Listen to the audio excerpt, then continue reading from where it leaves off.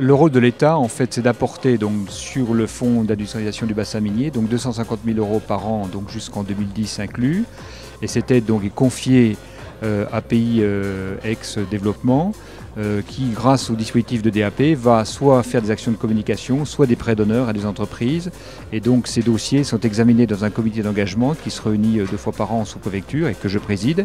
Et on valide ou pas donc l'aide d'accorder ce prêt d'honneur. Donc le dispositif d'amorçage, ce sont des fonds publics, donc du FIBM, et qui permet à chaque année 4-5 entreprises innovantes de trouver leur première somme d'argent pour leur permettre de concrétiser leur projet et d'aller plus loin dans la création de l'entreprise de leurs rêves. Nous faisons partie du comité de sélection et nous apportons donc cette expertise, c'est-à-dire des éléments qui permettent d'apporter non pas un blanc-seing, parce qu'on est quand même dans une démarche à risque, une démarche entrepreneuriale, mais en tout cas d'aborder le maximum d'éléments qui permettent de sélectionner, de qualifier tel ou tel projet.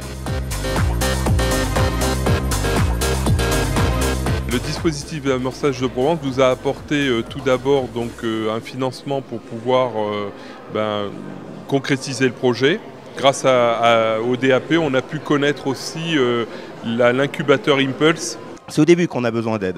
Après, une fois qu'on est lancé, on n'a plus besoin d'aide. Et au début, les 2 personnes qui nous ont beaucoup aidés, enfin au-delà de... Je parle vraiment de personnes, c'est Madame Marchand d'Oseo et Madame Isabelle Corbin du Pays d'Aix-Développement qui nous a vraiment soutenus, qui a cru en nous au départ. C'est pas facile, on avait besoin d'argent, on est dans le médical, on avait besoin de brevets.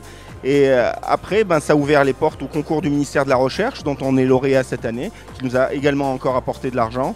Et si vous voulez, après, c'est la boule de neige, quoi. DAP nous a apporté les fonds nécessaires à l'amorçage de la société, notamment pour la réalisation de notre prototype, sachant qu'un drone demande d'énormes investissements de fabrication et de développement en termes de R&D.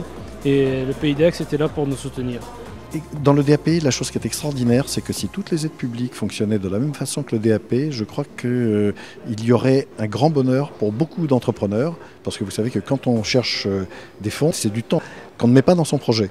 Et donc plus le parcours est difficile, exigeant, et vous devez répondre à un certain nombre de questions, parfois pertinentes bien sûr, mais parfois c'est bien trop tôt pour les poser ou devoir apporter une réponse avec une certitude absolue. Tout ce temps que vous économisez, vous pouvez le mettre dans le développement de votre produit, vous ferez un produit encore meilleur. Et le modèle de déblocage du DAP, à mon avis, est un modèle à suivre.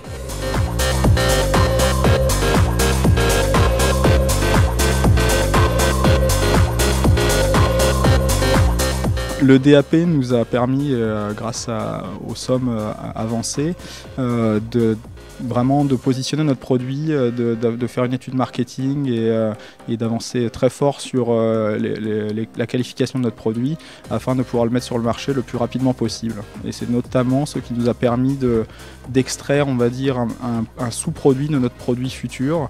La partie grand public qui n'existait pas dans le business plan initial est arrivée suite à une étude marketing.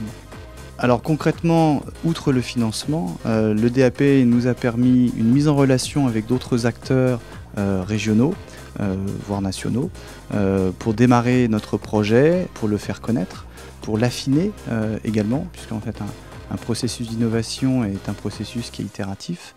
Et donc, au gré de nos discussions et des différentes présentations qu'on a pu faire, on a pu affiner notre modèle économique, notre business plan, et ainsi obtenir des financements et être mis en relation avec les acteurs qui nous ont permis d'asseoir l'activité économique d'Editag.